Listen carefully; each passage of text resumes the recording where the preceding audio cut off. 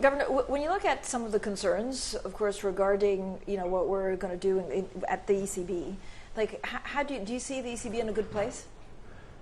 In terms of inflation for the moment, we are in a good place, but there is no reason for complacency.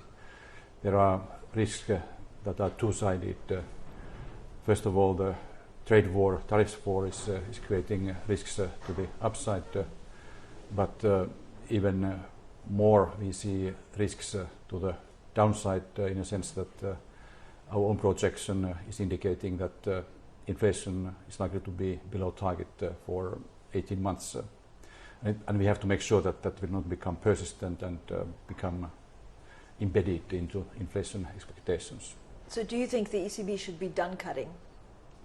In my view, it's seriously in this context, as we have such a pervasive uncertainty.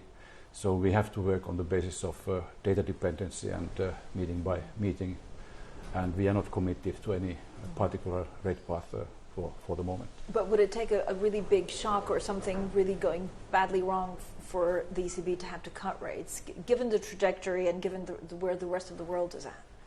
I think we have to seriously look at the economic analysis at a time when we take decisions.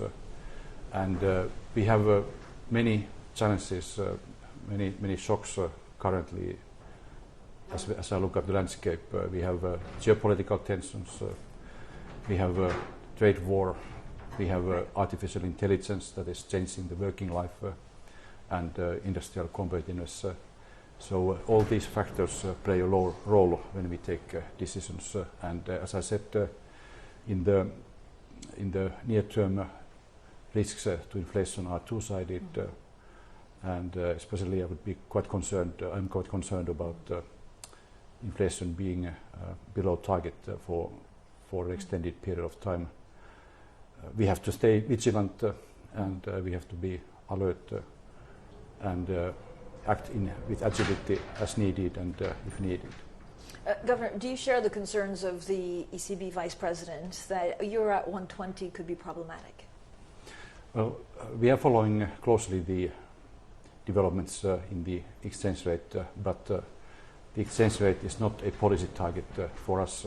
Our mandate is price stability, and we look at the exchange rate from that angle, how it affects our growth and inflation outlook, how it affects the strength of monetary policy transmission.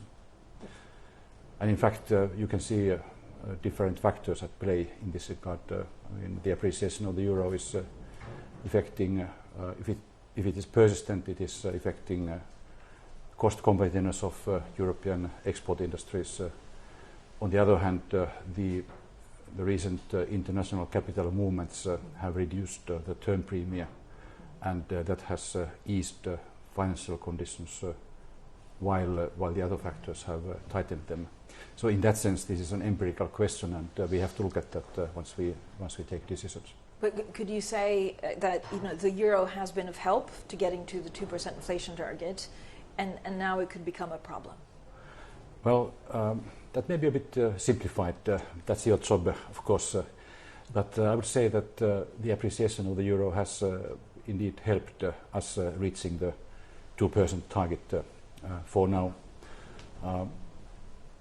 Let's see if the exchange rate developments become more persistent or how they evolve, and we are monitoring that in light of and from the standpoint of our price stability mandate.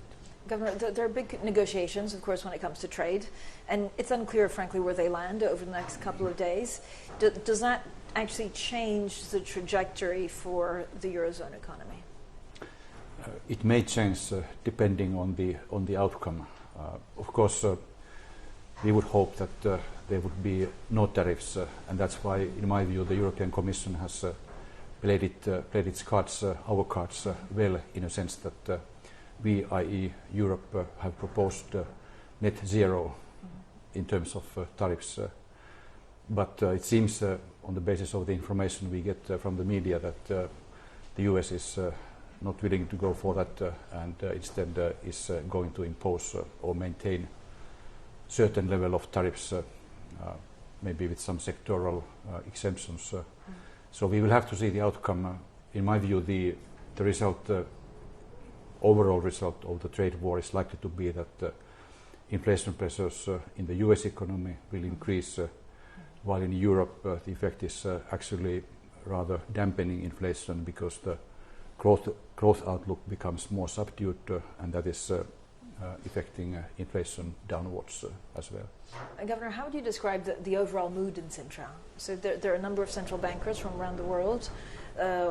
Jay Powell has gotten quite a lot of applause. I don't know whether that's to support him given the political pressures. There was a very strong, spontaneous applause for Jay Powell for his solid policy line and for his defense of central bank independence, which is essential for sustainable growth and high employment.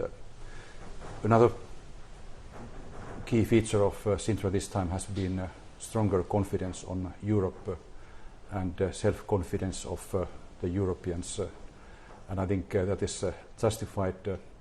Now our challenge is that we will turn this into concrete policy measures so that we can support European industrial competitiveness and productivity growth along the lines of the Draghi report, and thus also structurally strengthen, I don't mean cyclically, but structurally strengthen the international role of the euro, which is, as Professor Barry Eichengreen has said, having a reserve currency or achieving a reserve currency is not only a matter of sheer size, but a matter of trust, essentially about trust or confidence. But do you share this will for euro to become a reserve currency?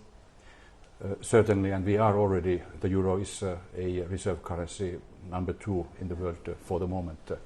But we have real chances to become more important, and this would also mean lower costs of capital, i.e. structurally lower interest rates.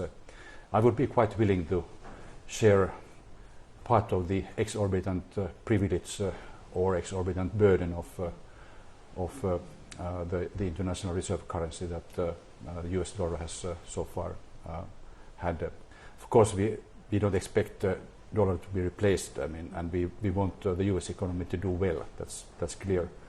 But at the same time, we are willing to share some of the exorbitant burden in that regard. Are there conversations with other central banks if they want to move away from dollar reserve currency? I mean, and they don't want to buy gold.